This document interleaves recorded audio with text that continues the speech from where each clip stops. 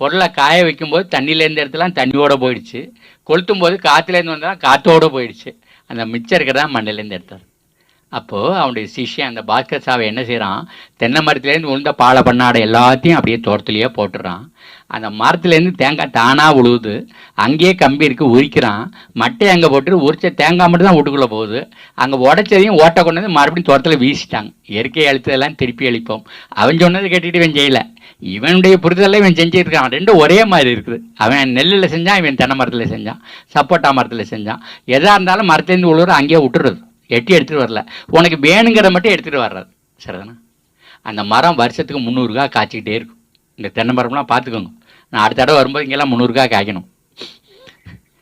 அதை எட்டி எடுத்துகிட்டு வரக்கூடாது. மரத்தை சுற்றி சுற்றி துண்டு தான் வெட்டி வெட்டி வெட்டி அங்கேயே போட்டே இருக்கணும். அப்போ அது என்ன பண்ணுது, முதல்ல கரையான் திங்குது. அந்த கரையானோட ராணி 10 அடிக்கு கீழே குடியிருக்குது. எல்லா கரையானும் தாய்க்கு தண்ணி கொண்டு போகிறதுக்காக சுரங்கம் பண்ணிக்கிட்டே இருக்குது. மழை பெஞ்சால் தண்ணி கீழே போய்கிட்டே இருக்குது. அதுக்கப்புறம் பாக்டீரியா வருது, அது சிதைக்குது. அதுக்கப்புறம் மண்புழு வருது, அது வேறு ஓட்டை போட்டுக்கிட்டே இருக்குது. அப்போது 15 ஏக்கர் நிலத்தில் ஒரு 10 அடி விட்டத்தில் ஒரு கிணறு, 10 அடி ஆழத்தில் தண்ணி இருக்குது, 3 HP மோட்டார் வேலை செய்யுது. சரிண்ணா? நம்ம தமிழ்நாட்டுக்கிற விவசாயிகளுக்கு சின்ன விஷயம் தெரியல, அடிமரத்தில் தண்ணி பாய்ச்சக்கூடாது. இப்போது என் கையை பார்த்துக்கிட்டிங்கன்னா இந்த இடத்துல நான் தாங்குற கை இருக்கு, தீனி இருக்கிற கை இங்கே இருக்குது. மரத்துக்கு கூட அப்படி தான் இருக்குது.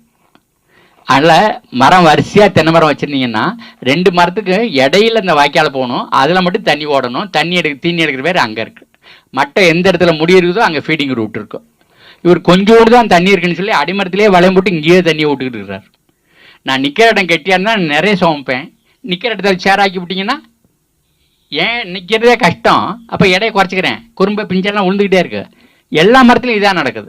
இந்த அக்ரிகல்ச்சர் யூனிவர்சிட்டி இந்த நாலேஜை கூட மக்களுக்கு கொண்டு செல்லலை. அதில் எங்கேயா இருந்தாலும் என்ன செய்யணும்னா, அந்த இலை கொடை எந்த முடியுதோ அங்கே ஒரு குழி எடுக்கணும். முழங்கால அழுத்துக்கு எல்லா குப்பையிலும் அழுதல் தள்ளிடணும். தோண்டின மண்ணெல்லாம் அடிமரத்தில் போட்டணும். இப்படி வச்சு அந்த புனலை கவுத்து வச்ச மாதிரி இருக்கணும். மழை பெஞ்சால் கூட தண்ணி உருண்டு இங்கே வந்துடணும். எல்லா மரமும் காய்க்குது, நிறைய காய்க்குது. சின்ன சின்ன விஷயம். மரம் கொடுக்கறதுல அங்கேயே போட்டு உங்களுக்கு வேணுங்கிறது மட்டும் எடுத்துக்கிட்டிங்கன்னா அந்த 7% திருப்பி கொடுத்துட்டோம்.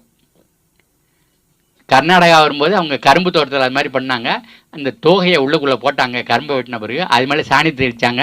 அவங்க 24வது கட்டை கரும்பு வெட்டி எடுத்துக்கிட்டு இருக்கான். ஒரு தடவை நட்டது 24 தடவை அறுத்து எடுத்துக்கிட்டே இருக்கிறான். அதான் ரிட்டர்னு. அந்த 50 டன் விளையுதுன்னா 5 டன் தொகை திரும்ப கொடுத்தாச்சு. அது அப்படி மண்புழு வந்து அது பூமி மற்ற மாதிரி ஆகி போகுது. சரிதானா? அது தண்ணியை பிடிச்சி வச்சுக்குது. 21 நாளைக்கு தண்ணி பாய்ச்சுறான் கரும்பு கொள்ளையில். அவன் தென்னந்தோப்பில் 41 நாளைக்கு தண்ணி பாய்ச்சுறான்.